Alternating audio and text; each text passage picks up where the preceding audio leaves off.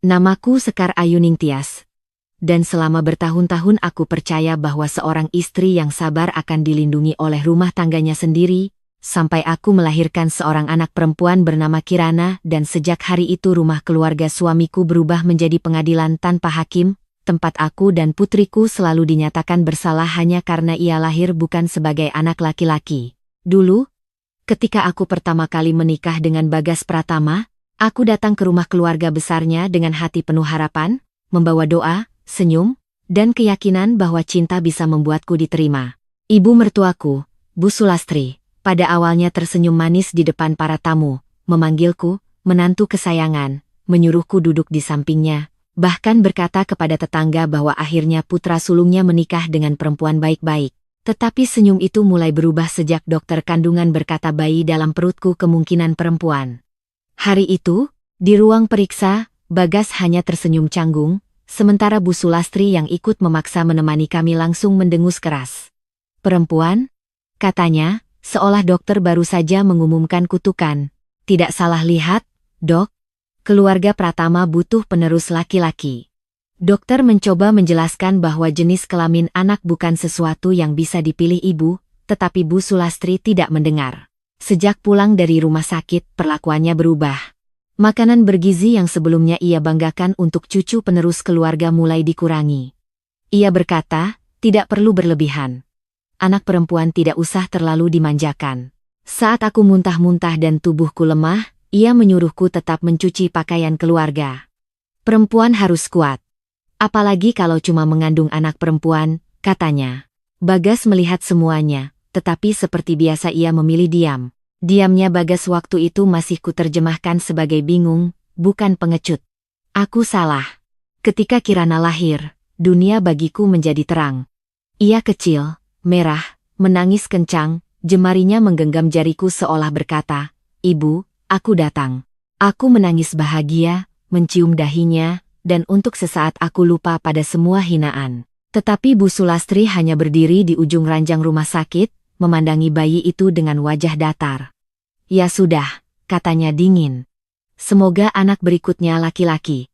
Itulah ucapan selamat pertama yang diterima putriku dari neneknya. Bagas menggendong Kirana sebentar, tetapi ketika ibunya berkata, "Jangan terlalu bangga, Gas, belum dapat anak laki-laki," ia langsung menyerahkan bayi itu kembali kepadaku.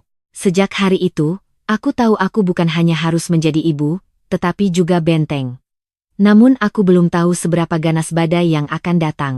Tahun-tahun awal hidup Kirana dipenuhi ketidakadilan kecil yang lama-lama menjadi luka besar. Di rumah itu, cucu laki-laki dari adik-adik iparku diperlakukan seperti pangeran. Mereka diberi mainan mahal, susu terbaik, baju baru setiap lebaran, dan tempat duduk paling nyaman di ruang tamu. Kirana? Ia selalu mendapat sisa. Kalau ada ayam goreng, paha dan dada untuk cucu laki-laki, sayap kecil untuk Kirana kalau masih ada. Kalau ada kue mahal dari tamu, Bu Sulastri menyembunyikannya di lemari atas dan berkata, "Ini untuk Dimas dan Raffi. Kirana jangan banyak makan manis, anak perempuan nanti gendut." Kalau ada acara keluarga, Kirana diminta membantu membawa piring meski usianya baru 5 tahun, sementara sepupu laki-lakinya berlarian menjatuhkan gelas dan tetap dipuji, namanya juga anak laki-laki, aktif. Setiap kali Kirana menangis karena mainannya direbut, Bu Sulastri membentaknya, "Kamu perempuan, harus mengalah. Saudaramu laki-laki, kelak mereka yang meneruskan keluarga." Aku berkali-kali membela, tetapi setiap kali pula aku dimaki. "Kamu terlalu memanjakan anak perempuanmu," kata Bu Sulastri. Pantas saja dia lemah. Aku menatap Bagas. Berharap sekali saja ia berkata, "Bu, jangan begitu." Tetapi Bagas selalu menunduk, menyalakan rokok, atau pergi keluar dengan alasan ada urusan.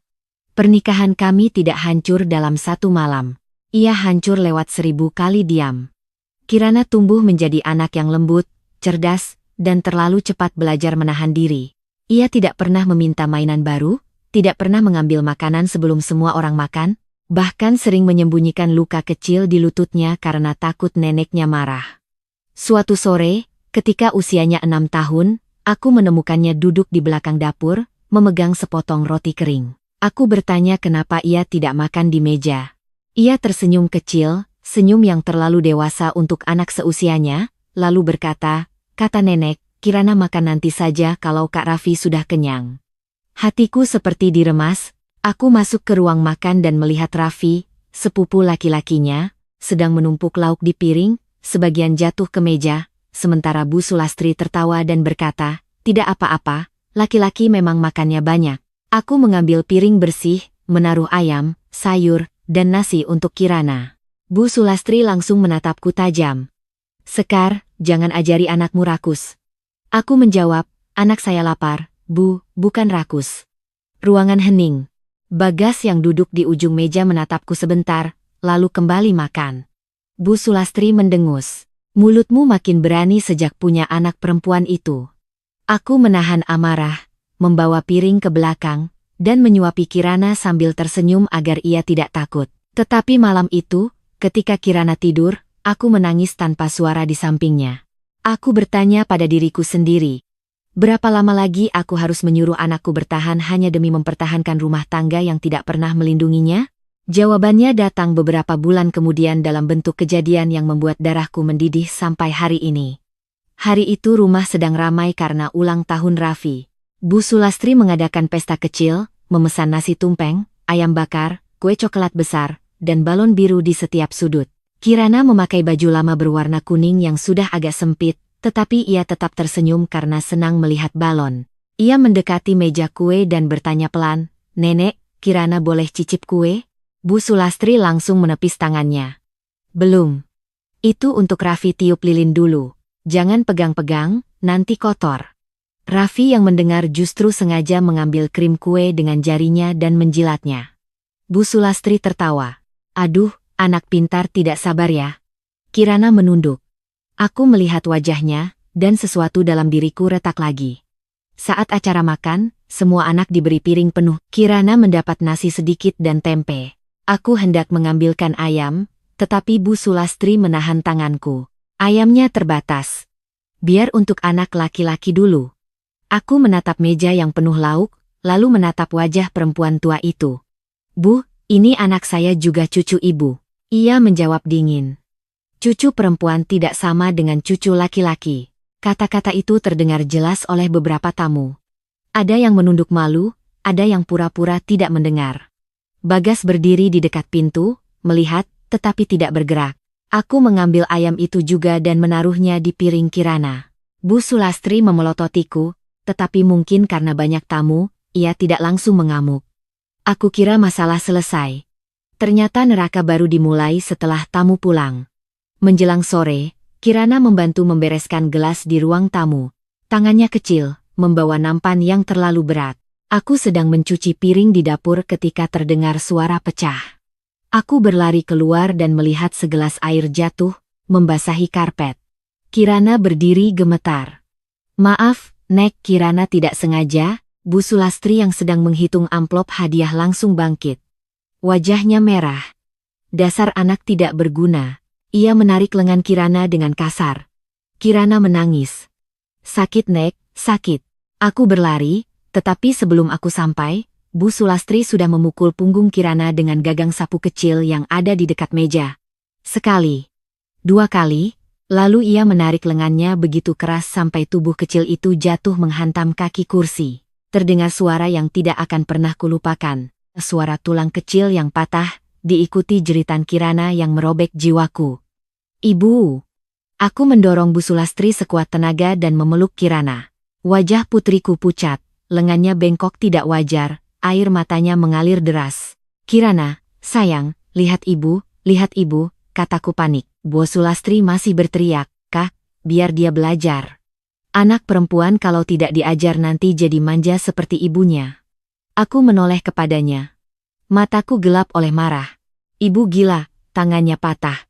Bukannya menyesal, Bu Sulastri malah menamparku keras. Pipiku panas, telingaku berdenging. Jangan membentak aku, katanya. Kamu perempuan tidak berguna.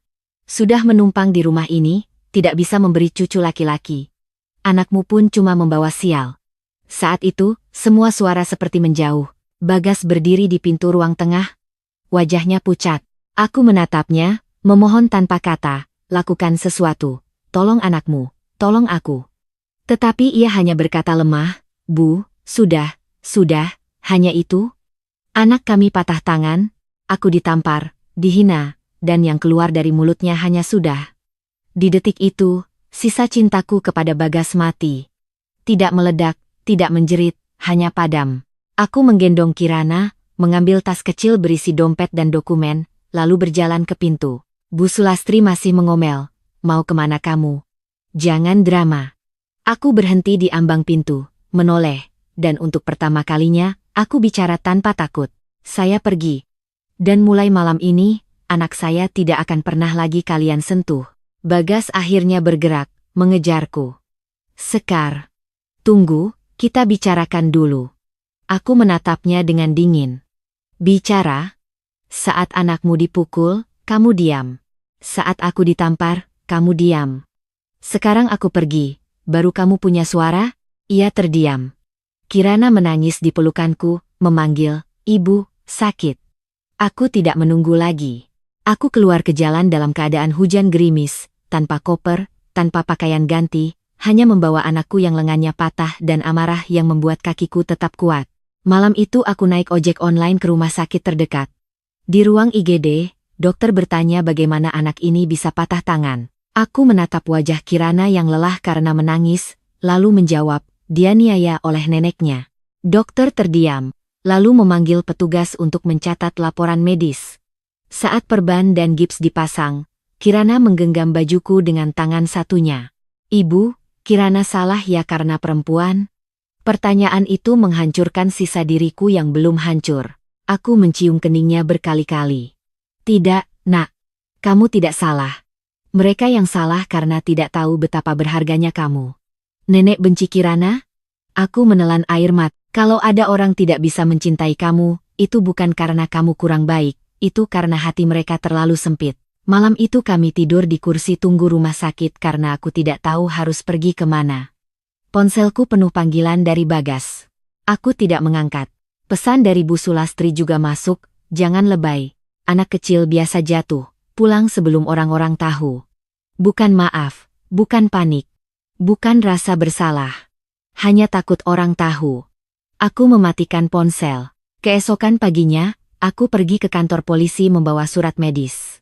Aku melaporkan kekerasan terhadap anakku. Petugas awalnya terlihat ragu karena pelakunya keluarga sendiri, tetapi ketika melihat lengan Kirana yang digips dan mendengar ceritanya dengan suara kecil, ekspresi mereka berubah. Aku juga menghubungi seorang teman lama, Maya, yang bekerja di Lembaga Bantuan Hukum Perempuan. Ia datang tergesa-gesa, memelukku, lalu berkata, Sekar, kamu tidak boleh kembali ke rumah itu. Aku menjawab, aku tidak akan kembali. Sekalipun harus tidur di jalan, aku tidak akan membawa anakku kembali ke neraka itu. Maya membawaku ke rumah aman sementara. Di sanalah hidup baruku dimulai dari nol. Tidak ada harta, tidak ada suami, tidak ada keluarga besar, hanya aku, Kirana, satu tas kecil, dan tekad yang lahir dari luka paling dalam. Bagas datang 2 hari kemudian. Ia menunggu di luar rumah aman, wajahnya kusut, rambutnya berantakan. Ia menangis saat melihat gips di tangan Kirana. Sayang, maafkan papa, katanya. Kirana bersembunyi di belakangku. Ia takut pada rumah yang dibawa ayahnya dalam ingatan. Bagas menatapku. Sekar, pulanglah. Ibu sudah agak menyesal. Aku hampir tertawa. Agak? Ia menunduk. Aku akan bicara dengan ibu. Aku janji. Janji yang terlambat tidak bisa menyambung tulang anakku. Ia menangis. Aku bingung harus bagaimana waktu itu. Aku menatap laki-laki yang dulu kupilih sebagai suami. Kamu harusnya menjadi ayah. Kalimat itu membuatnya diam. Aku menyerahkan surat laporan dan permohonan perlindungan melalui Maya. Mulai sekarang, semua urusan lewat hukum. Aku akan menggugat cerai. Wajah Bagas memucat. Sekar, jangan. Keluarga kita bisa hancur. Aku menjawab pelan. Keluarga kita sudah hancur saat kamu membiarkan ibumu mematahkan tangan anakmu. Ia berlutut, memohon. Tetapi aku tidak luluh. Karena di belakangku ada Kirana, anak kecil yang masih gemetar setiap mendengar suara sapu jatuh. Aku tidak punya hak untuk lemah lagi. Proses perceraian dan laporan kekerasan berjalan tidak mudah. Bu Sulastri tentu saja menyangkal. Ia berkata Kirana jatuh sendiri, Aku melebih-lebihkan. Aku istri durhaka yang ingin merusak nama keluarga. Di depan tetangga, ia menangis dan berkata, "Saya neneknya, mana mungkin saya menyakiti cucu sendiri." Tetapi laporan medis, kesaksian Kirana, dan beberapa pesan kasarnya menjadi bukti. Mbak Rini, pembantu rumah, akhirnya berani bersaksi bahwa ia sering melihat Bu Sulastri memukul Kirana dan melarangnya makan lauk. Kesaksian itu membuat Bu Sulastri murka. Ia menuduh semua orang bersekongkol. Bagas terjepit di tengah. Ia ingin menyelamatkan ibunya, tetapi juga tahu anaknya benar-benar terluka. Dalam sidang cerai, ia mencoba meminta kesempatan. "Saya masih mencintai istri dan anak saya," katanya. Aku menatap hakim dan berkata, "Cinta yang tidak melindungi tidak cukup untuk menjadi alasan bertahan." Hakim mengabulkan perceraian kami beberapa bulan kemudian, dengan hak asuh Kirana jatuh kepadaku. Bagas diberi hak kunjung terbatas, tetapi Kirana menolak bertemu lama-lama.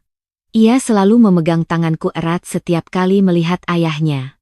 Aku tidak melarang, tetapi aku tidak memaksa anakku memeluk orang yang pernah gagal melindunginya. Setelah perceraian, hidup benar-benar berat. Aku menyewa kamar kecil di pinggir kota. Dindingnya lembab, atapnya bocor saat hujan, dan dapurnya hanya cukup untuk satu kompor kecil. Aku bekerja apa saja. Menerima pesanan catering, menjahit, menjadi admin toko online, menerjemahkan dokumen, bahkan berjualan nasi kotak subuh-subuh.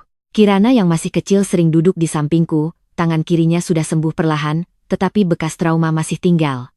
Kalau ada orang dewasa bersuara keras, ia langsung menegang. Kalau melihat ayam goreng di meja, ia selalu bertanya dulu, "Ini boleh Kirana makan?" Setiap kali ia bertanya begitu, hatiku hancur. Aku selalu menjawab, "Semua makanan di rumah ini boleh kamu makan, nak. Kamu tidak perlu menunggu siapapun." Aku menaruh lauk terbaik di piringnya, meskipun kadang setelah itu aku hanya makan nasi dengan garam. Ia harus tumbuh dengan rasa layak.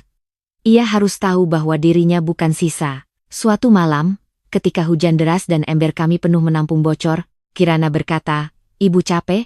Aku tersenyum sambil mengaduk adonan kue pesanan. "Sedikit. Kirana nanti belajar yang pintar. Nanti Kirana belikan ibu rumah yang tidak bocor." Aku memeluknya dengan hati bergetar. "Kamu tidak perlu membelikan ibu apa-apa. Kamu cukup tumbuh bahagia." Ia menggeleng serius.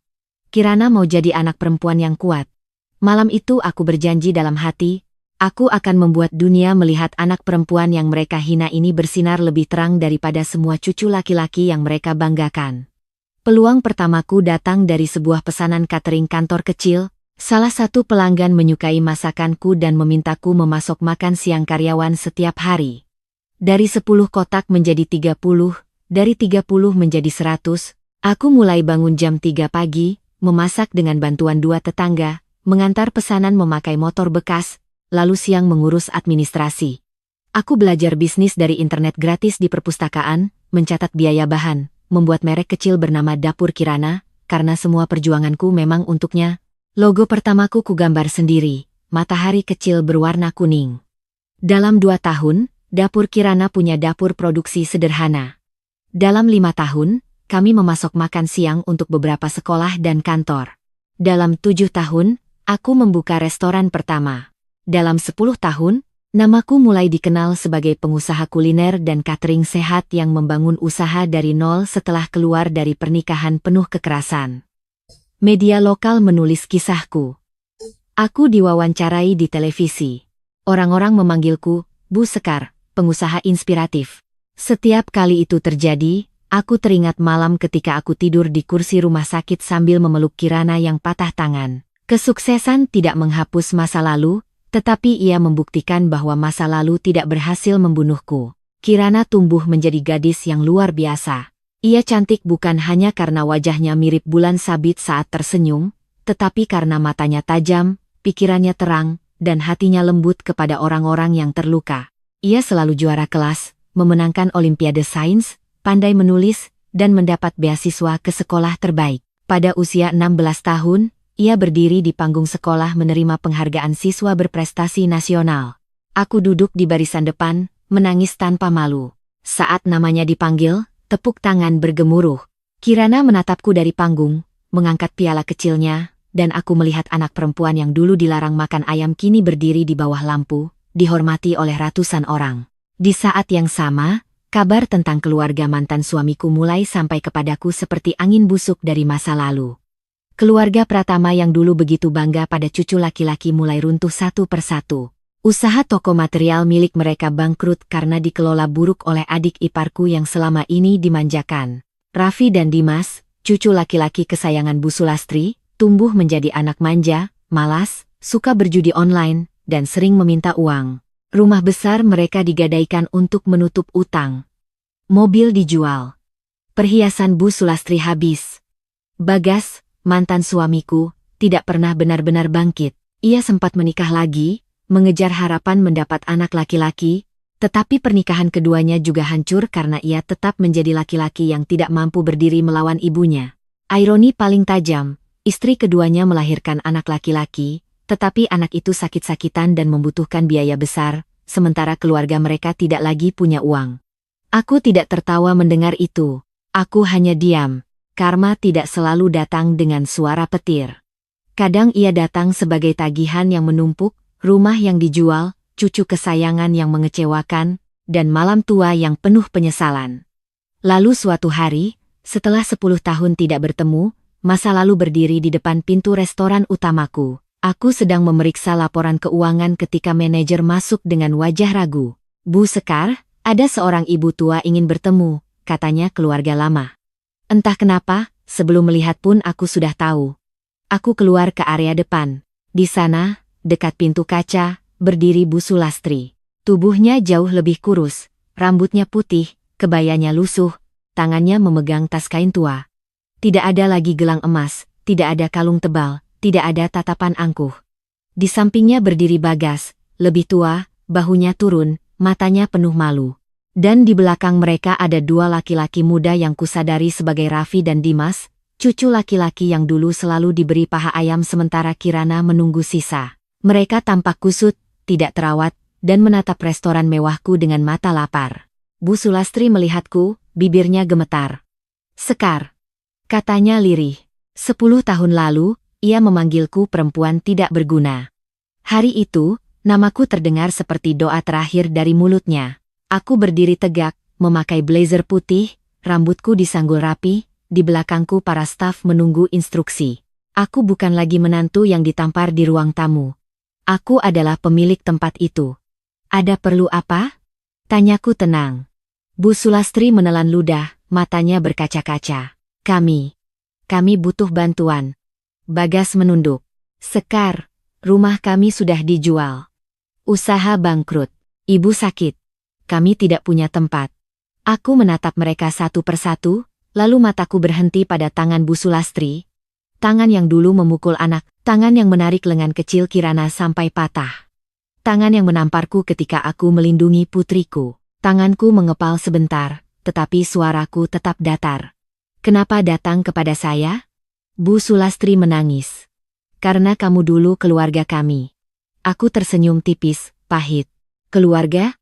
10 tahun lalu, saat anak saya menangis kesakitan, ibu bilang dia membawa sial. Wajah Bu Sulastri hancur.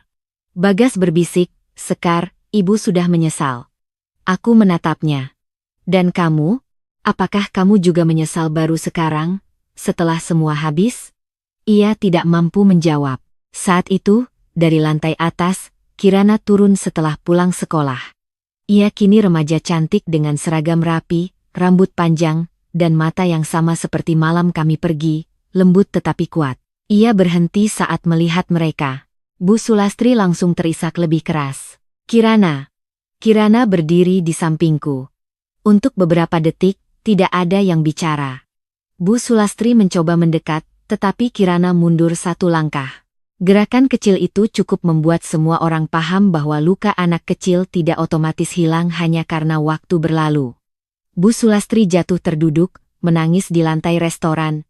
Maafkan nenek, nak. Nenek berdosa. Nenek buta. Nenek jahat. Pengunjung mulai menoleh. Aku memberi isyarat kepada manajer agar membawa kami ke ruang privat. Di sana, drama yang kutunda 10 tahun akhirnya duduk di meja yang sama denganku. Dulu, di meja mereka, anakku tidak diberi makanan. Hari ini, mereka duduk di meja restoranku, menunggu belas kasihan dari perempuan dan anak perempuan yang pernah mereka hina. Dan saat Bu Sulastri menatap piring kecil berisi kue yang disajikan staf, aku melihat tangannya gemetar, mungkin teringat semua makanan enak yang dulu ia sembunyikan dari Kirana. Aku menatap mereka dengan hati yang tidak lagi meledak, tetapi beku oleh ingatan. Kalian datang terlambat, kataku pelan. Tapi kali ini, saya akan mendengarkan. Bukan karena kalian pantas, tetapi karena saya ingin anak saya melihat bahwa perempuan yang kuat tidak harus menjadi sekejam orang yang pernah menyakitinya. Ruang privat di lantai 2 restoran dapur Kirana mendadak terasa lebih dingin daripada biasanya, padahal pendingin ruangan tidak berubah. Mungkin karena masa lalu yang selama 10 tahun kukubur kini duduk tepat di hadapanku dengan wajah lusuh, perut lapar, dan mata penuh permohonan. Bu Sulastri menatap meja kayu menghilap di antara kami seperti menatap pengadilan, sementara Bagas duduk di sampingnya dengan bahu turun, wajah lelaki yang dulu membiarkan anaknya disakiti kini tampak lebih tua dari usianya. Raffi dan Dimas, cucu laki-laki kebanggaan yang dulu selalu mendapat lauk terbaik, duduk gelisah, sesekali melirik piring kue di meja dengan mata rakus yang tidak berubah sejak kecil. Kirana berdiri di sampingku, tidak duduk. Aku tahu ia masih menahan sesuatu. Gadis itu kini tinggi, anggun, dan matanya tajam. Tetapi di balik ketegasannya aku masih bisa melihat bayangan anak kecil 6 tahun yang menangis sambil memegangi tangan patah. Bu Sulastri akhirnya mengangkat wajah. Sekar, kami benar-benar tidak punya tempat lagi. Rumah sudah dijual, uangnya habis untuk bayar utang Raffi dan biaya rumah sakit. Bagas kehilangan pekerjaan. Kami hanya butuh tempat sementara, atau bantuan sedikit untuk mulai lagi. Aku menatapnya lama. 10 tahun lalu, aku meminta satu hal sederhana. Jangan sakiti anakku. Mereka gagal memberikannya. Hari ini mereka meminta rumah, uang, dan belas kasihan. Hidup memang punya cara paling ironis untuk membuat orang berlutut di depan luka yang dulu mereka ciptakan. Dulu, kataku pelan, saat Kirana lapar, ibu bilang ayam terbatas untuk cucu laki-laki. Saat Kirana menangis, ibu bilang anak perempuan harus mengalah. Saat tangannya patah, ibu bilang dia perlu diajar. Sekarang ibu datang meminta bantuan kepada anak perempuan yang dulu ibu anggap tidak berharga. Bu Sulastri menangis semakin keras. Saya salah. Saya tahu saya salah. Setiap malam saya teringat jeritan Kirana. Tuhan menghukum saya, Sekar. Semua yang saya banggakan hancur. Aku menoleh kepada Kirana. Nak, kamu ingin bicara? Kirana menarik napas panjang, lalu duduk perlahan di kursi sebelahku. Ia menatap neneknya tanpa gemetar, dan itu saja sudah membuatku bangga. Nenek ingat waktu Kirana menjatuhkan gelas? Tanyanya. Bu Sulastri menutup mulutnya. Ingat, nak. Kirana juga ingat. Selama bertahun-tahun, setiap dengar gelas pecah, tangan Kirana langsung sakit lagi, padahal tulangnya sudah sembuh. Waktu kecil Kirana pikir Kirana salah karena lahir perempuan. Ibu yang mengajari Kirana bahwa Kirana tidak salah. Jadi kalau hari ini nenek minta maaf, Kirana dengar. Tapi Kirana belum bisa memeluk nenek. Bu Sulastri terisak, tidak apa-apa nak. Tidak apa-apa. Nenek memang tidak pantas. Bagas menatap putrinya dengan mata merah. Kirana, papa juga minta maaf. Papa pengecut. Papa seharusnya melindungi kamu. Kirana menatapnya lebih lama. Papa tahu yang paling Kirana ingat bukan pukulan nenek? Bagas membeku. Yang paling Kirana ingat adalah papa berdiri di pintu dan tidak datang. Kirana memanggil ibu, bukan papa. Karena waktu itu Kirana sudah tahu papa tidak akan menolong. Air mata Bagas jatuh. Ia menunduk sampai keningnya hampir menyentuh meja. Papa menyesal nak. Kirana menjawab tenang. Penyesalan papa datang setelah Kirana tidak butuh papa lagi. Kalimat itu menusuk ruangan lebih tajam dari teriakan. Aku tidak menghentikannya. Anak itu berhak bicara. Selama bertahun-tahun ia menelan ketakutan agar bisa tumbuh, dan hari ini ia berhak mengembalikan sebagian rasa sakit itu dalam bentuk kebenaran. Raffi tiba-tiba menggerutu, sudahlah, masa lalu terus dibahas, kami datang minta bantuan, bukan diadili. Aku menoleh padanya. Dulu ia anak laki-laki yang merebut makanan Kirana dan tertawa saat neneknya memanjakannya. Kini ia laki-laki muda dengan mata malas dan wajah penuh kebiasaan diselamatkan. Kamu merasa diadili? Tanyaku. Ia mengangkat bahu. Kalau memang kaya, bantu saja. Toh keluarga sendiri. Kirana tertawa kecil, tetapi tidak ada kegembiraan di dalamnya. Keluarga sendiri. Dulu waktu aku tidak boleh makan kue ulang tahunmu, kamu bilang anak perempuan tidak penting. Raffi memerah. Namanya juga anak kecil. Aku menatapnya dingin. Anak kecil bisa belajar dari orang dewasa. Masalahnya, sampai sekarang kamu belum belajar apa-apa. Dimas menyikut Raffi agar diam. Bu Sulastri tampak malu, mungkin baru sadar bahwa cucu laki-laki yang dulu ia puja tumbuh menjadi beban yang tidak tahu sopan santun. Aku memanggil manajer dan meminta makanan disajikan. Bukan jamuan mewah, hanya nasi, sup hangat, ayam panggang, dan sayur. Ketika piring-piring itu datang, Bu Sulastri menatap ayam di depan Kirana, lalu menunduk menangis. Kirana mengambil potongan ayam terbaik, meletakkannya di piringku, lalu mengambil satu lagi untuk dirinya sendiri. Setelah itu, ia mendorong piring lauk ke tengah meja. Silakan makan, katanya. Di rumah ibu, makanan tidak dibagi berdasarkan jenis kelamin. Bu Sulastri menangis sambil makan. Bagas hampir tidak bisa menelan. Raffi dan Dimas makan cepat, seperti orang yang lebih lapar daripada malu.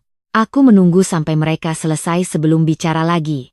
Saya akan membantu, tapi bukan dengan cara yang kalian bayangkan.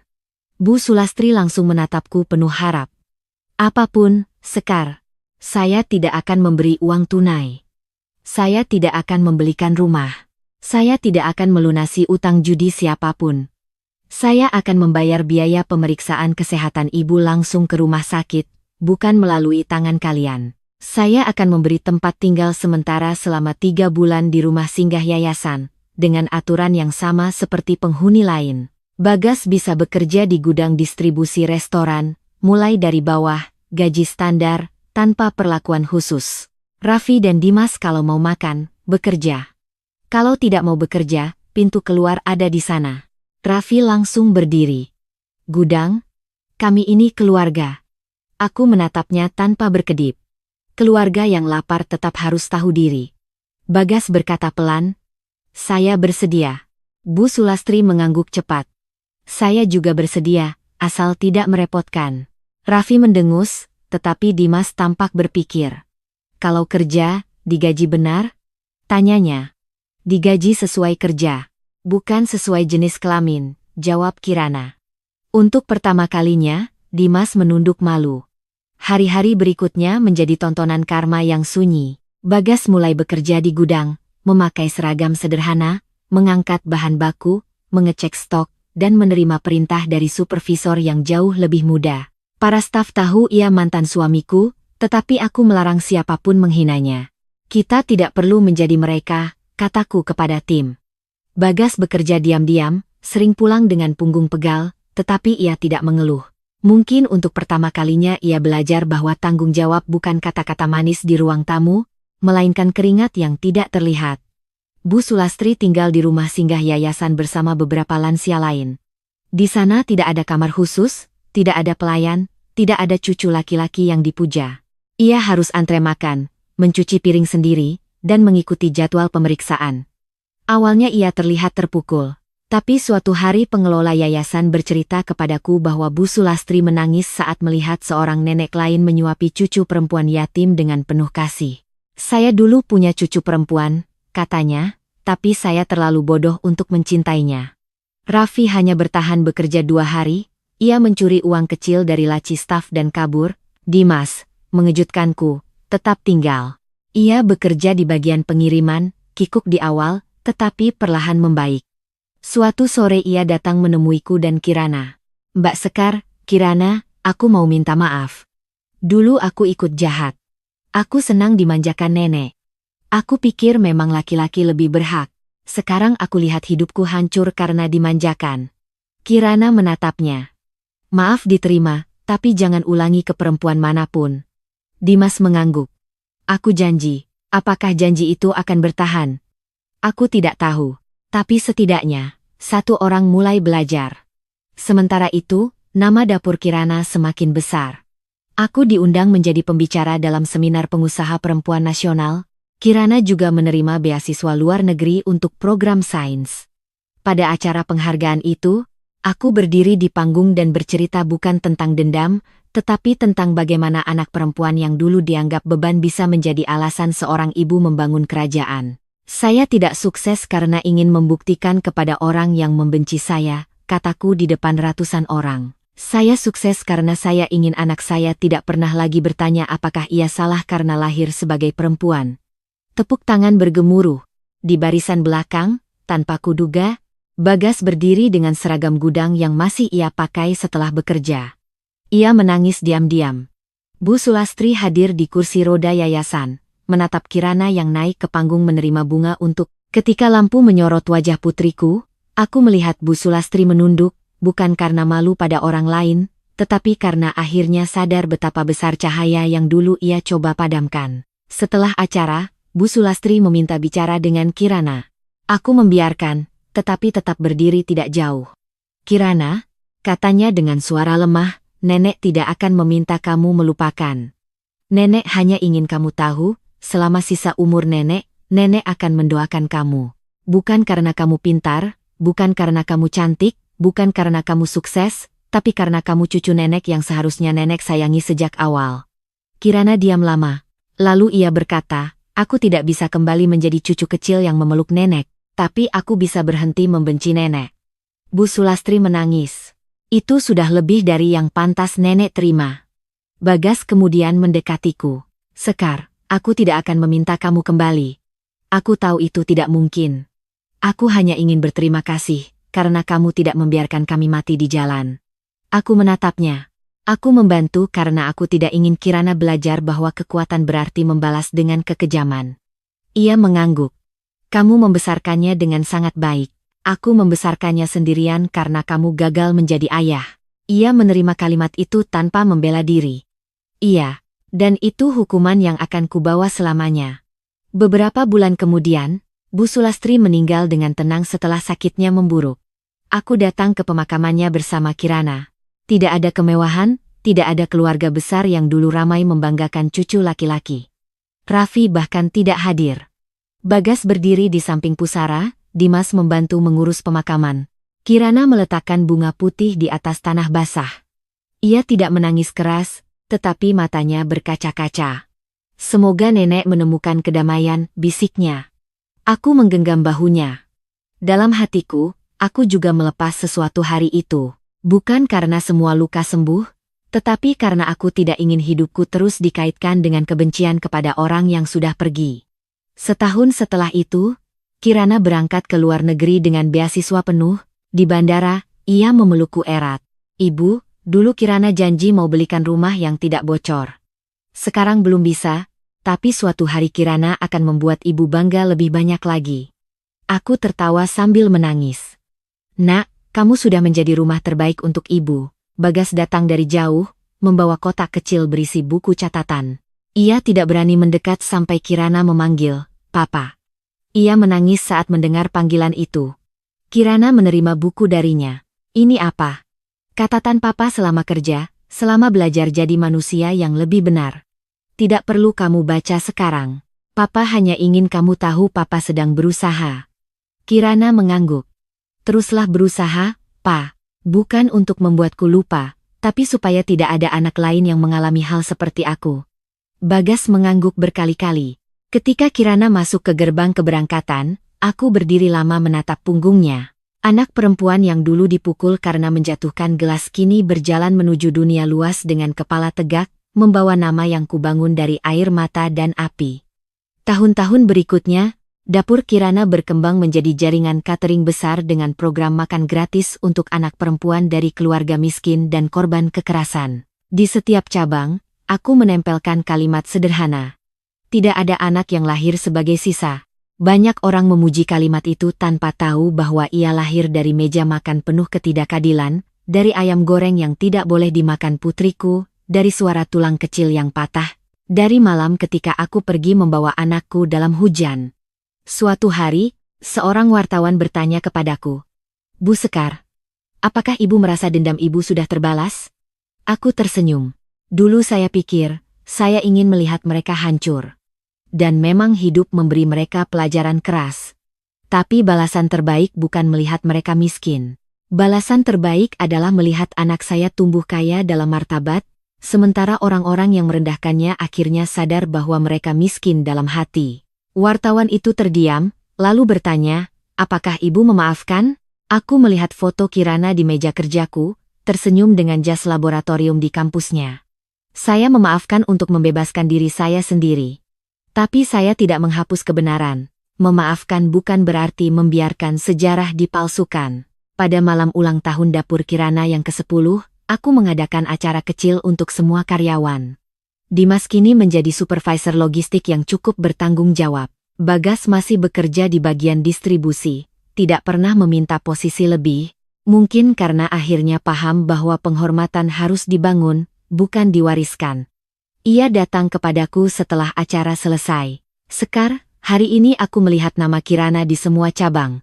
Aku dulu membiarkan namanya diinjak di rumahku sendiri." Aku menjawab, "Ya." Ia menunduk. "Terima kasih.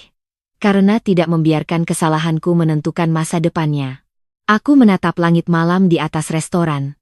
Lampu-lampu kota berkilau seperti serpihan kaca yang dulu melukai tetapi kini memantulkan cahaya. "Bukan kamu yang menentukan masa depannya, Bagas. Bukan ibumu. Bukan keluarga Pratama. Kirana sendiri yang menentukannya. Aku hanya memastikan ia punya tempat aman untuk tumbuh." Malam itu, setelah semua orang pulang, aku berdiri di dapur besar yang harum oleh rempah dan roti hangat. Aku teringat kamar kontrakan bocor, kompor kecil, gips di tangan Kirana, dan suara kecilnya bertanya apakah ia boleh makan. Air mataku jatuh, tetapi bukan karena sedih. Aku menangis karena perjalanan panjang itu akhirnya membentuk sesuatu yang indah dari puing-puing. Jika dulu aku tetap bertahan di rumah itu, mungkin Kirana akan tumbuh percaya bahwa perempuan harus selalu mengalah, bahwa kasih sayang harus menunggu sisa, bahwa laki-laki lebih berharga hanya karena lahir laki-laki. Tapi malam aku pergi, aku memilih memutus rantai itu. Aku memilih kemarahan yang benar. Aku memilih anakku. Dan pilihan itu menyelamatkan kami berdua. Kini, ketika orang-orang menyebutku pengusaha sukses, perempuan kuat, ibu inspiratif, aku hanya tersenyum. Mereka melihat restoran, penghargaan, cabang bisnis, dan foto media.